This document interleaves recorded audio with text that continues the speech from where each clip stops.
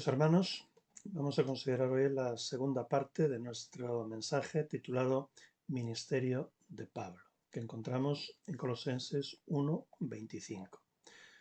Leemos desde finales del versículo 23, del cual yo, Pablo, llegué a ser servidor del Evangelio, está diciendo.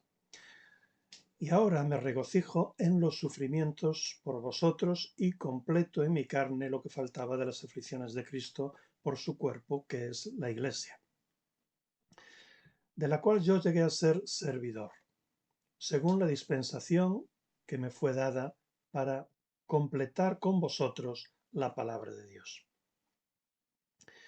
Dividimos este mensaje en tres partes. La primera, los beneficiarios del ministerio de Pablo, que ya vimos el día anterior, que era la Iglesia.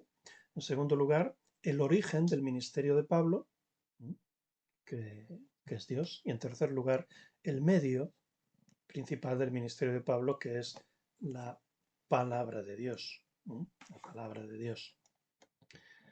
Así que vamos a considerar la segunda parte del ministerio de Pablo sobre este versículo 25.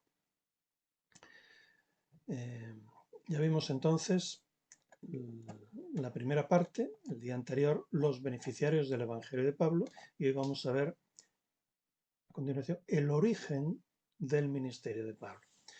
Dice allí nuestro texto, de la cual yo llegué a ser servidor según la dispensación de Dios que me fue dada. Según la dispensación de Dios que me fue dada.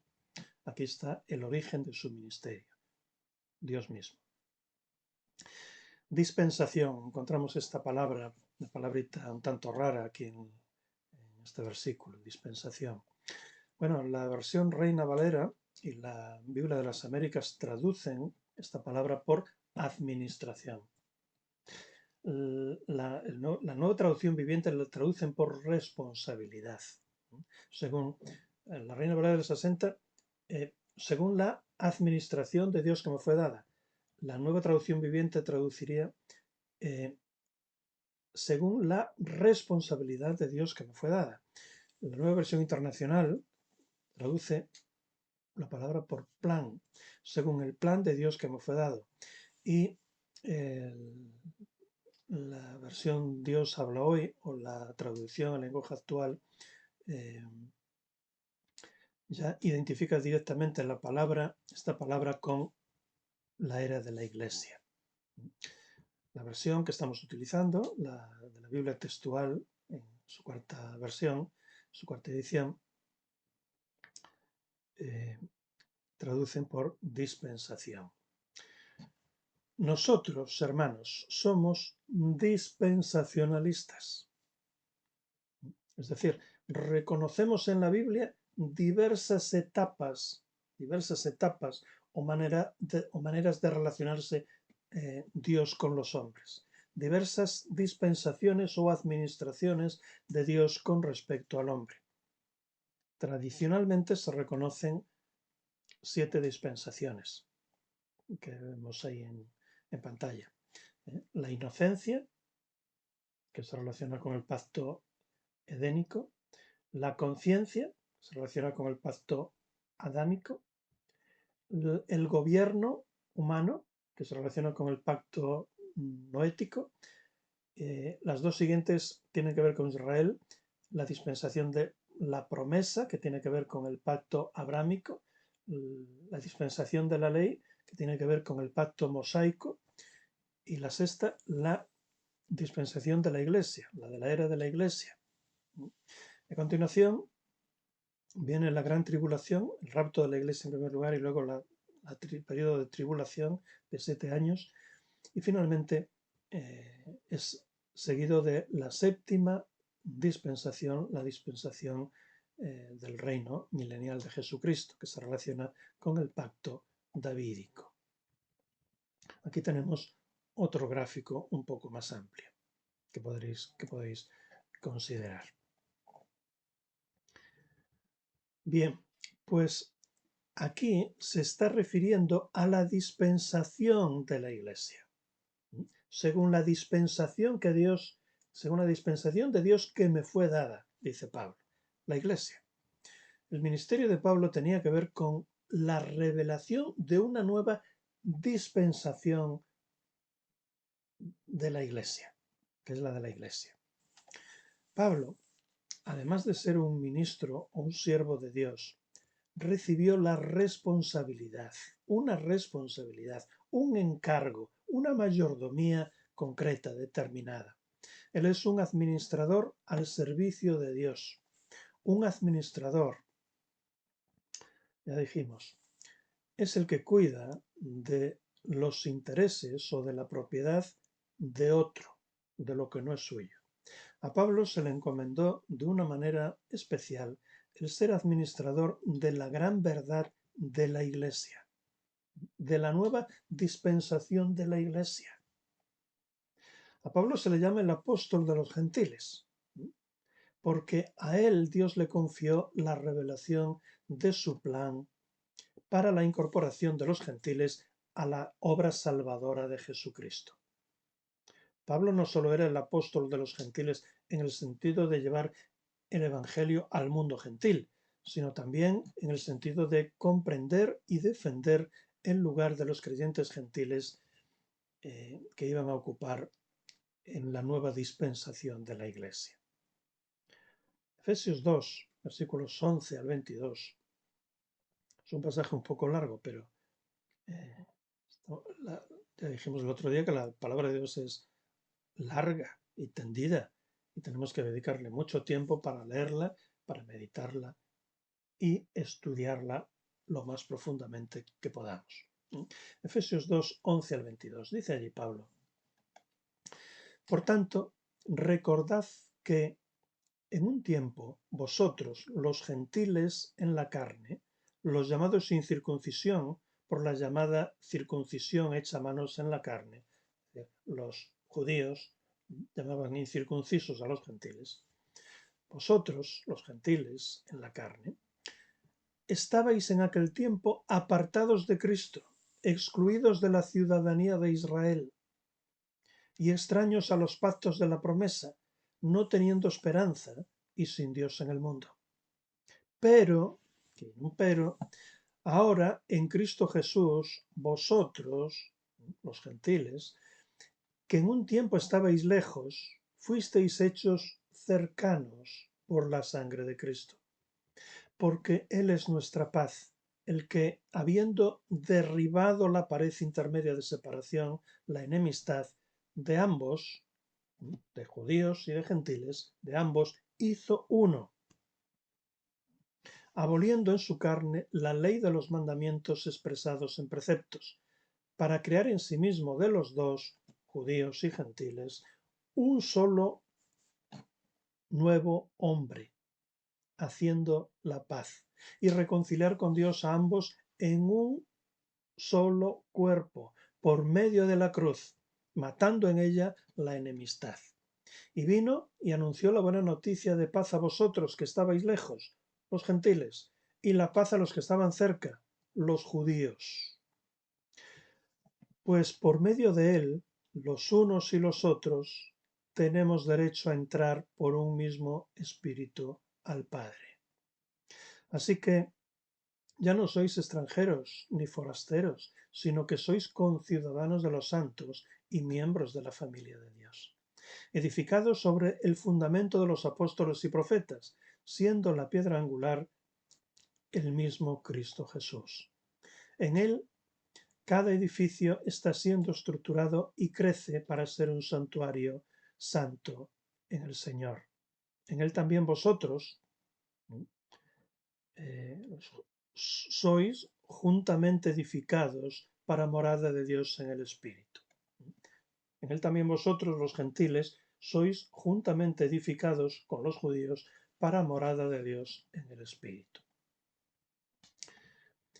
Nosotros, hermanos, desde luego, no hemos recibido el encargo de ser apóstoles, ni la función de proclamar nuevas revelaciones doctrinales. Pero juntamente con Pablo, sí hemos recibido la comisión de administrar el Evangelio para la conversión y salvación de las personas en nuestra generación. Es lo que llamamos la Gran Comisión. Mateo 28, 18 al 20, toda potestad me fue dada en el cielo y en la tierra. Por tanto, id, discipulad a todos los gentiles, bautizándolos en el nombre del Padre y del Hijo y del Espíritu Santo, enseñándoles a guardar todas las cosas que os mandé. Y aquí yo estoy con vosotros todos los días hasta el fin del siglo. Y también, como en el caso de Pablo, la gran cuestión, hermanos, es si nosotros estamos cumpliendo fielmente nuestro cometido. 1 Corintios 4, 1, 2 decía Pablo, téngannos los hombres por servidores de Cristo y administradores, servidores y administradores de los misterios de Dios. Ahora bien, se requiere que de los administradores, que cada uno sea hallado fiel.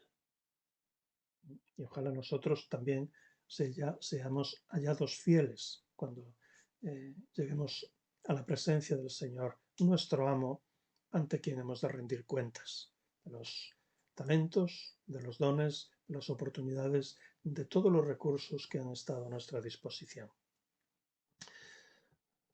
Saber que nuestro encargo procede de Dios mismo debe estimularnos a proclamar el Evangelio por todo el mundo y debe sostenernos en los momentos difíciles de oposición y sufrimiento.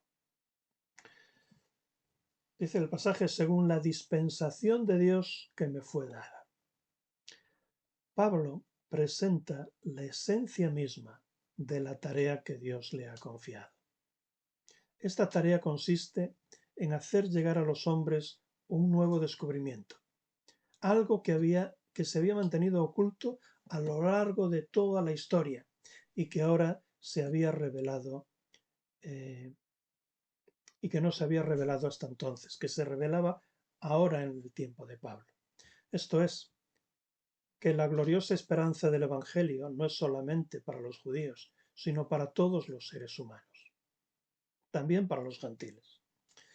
La gran contribución de Pablo a la fe cristiana fue llevar a Cristo a los gentiles, destruyendo para siempre la idea de que el amor y la misericordia de Dios eran el monopolio exclusivo de un solo pueblo, el pueblo judío. Por eso es Pablo nuestro patrón y recibió el título de apóstol de los gentiles.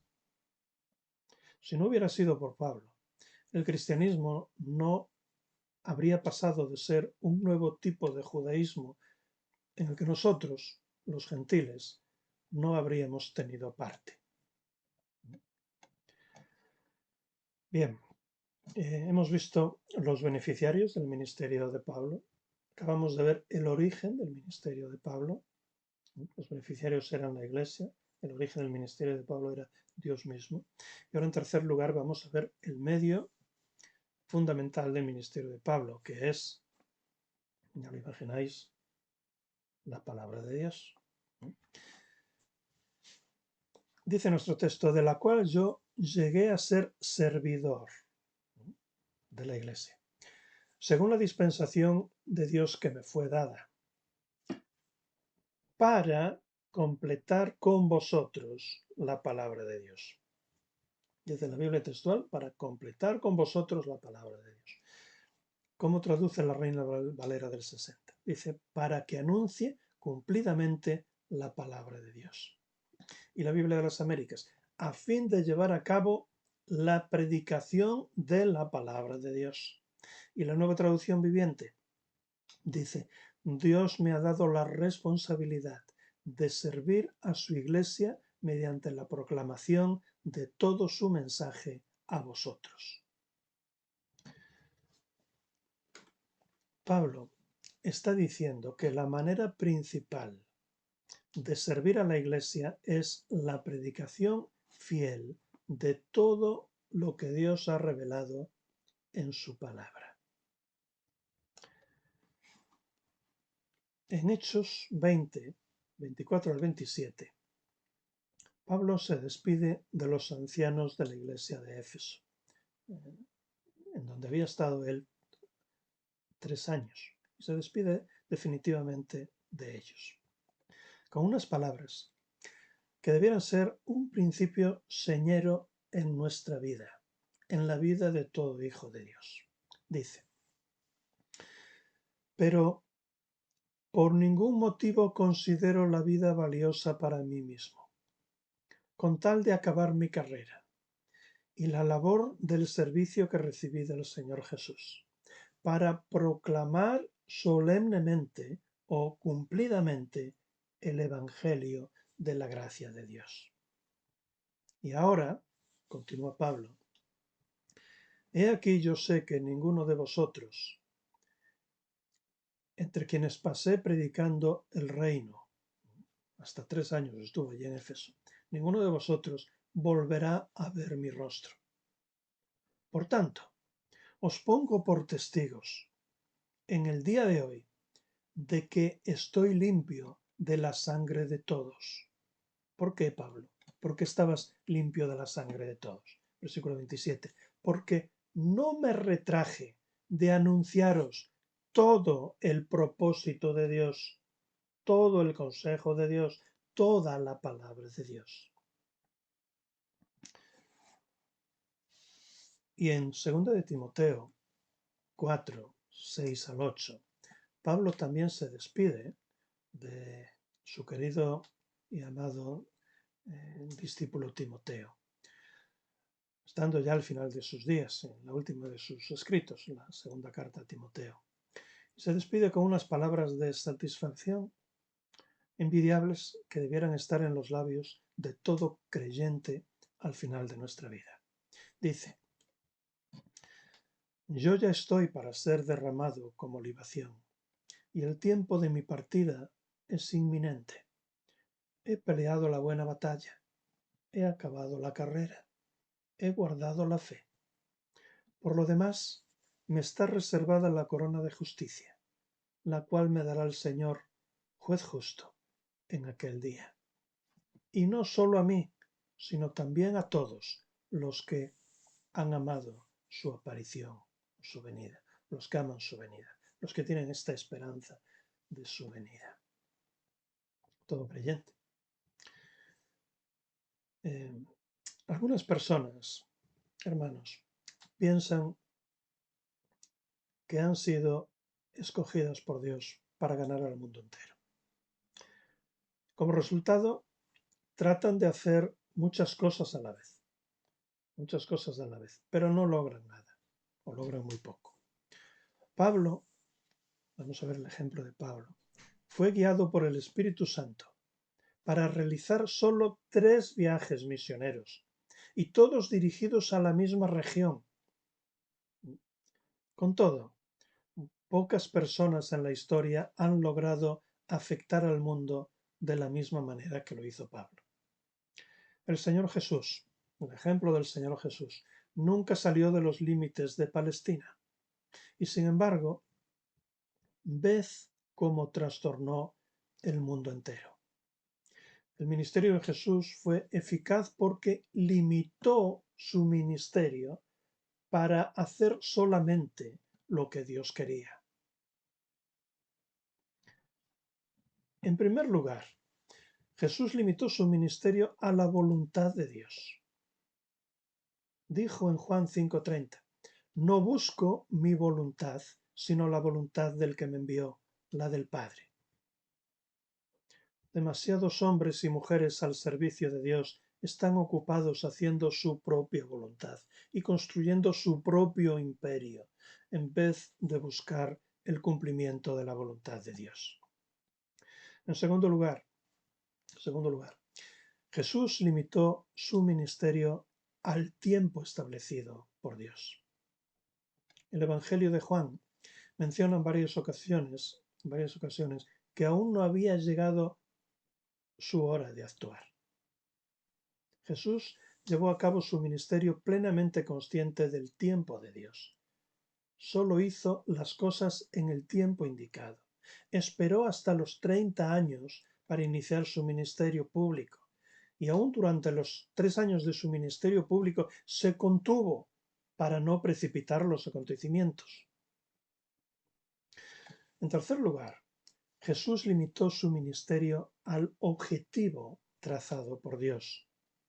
Él sabía que Dios no lo había enviado al mundo entero por sí solo, a alcanzar al mundo entero por sí solo. En Mateo 5, 15, 24, dice, no soy enviado sino a las ovejas perdidas de la casa de Israel.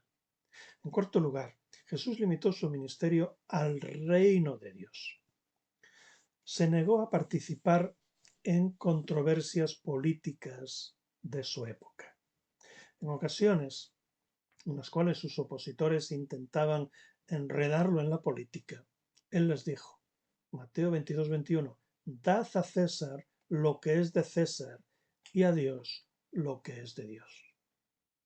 Mantuvo separados los asuntos del reino espiritual de los del ámbito político. Aplicación. Esta es una lección que muchas personas en la Iglesia contemporánea parecen haber pasado por alto. Y en quinto lugar, Jesús se limitó a sí mismo centrándose en el pueblo de Dios.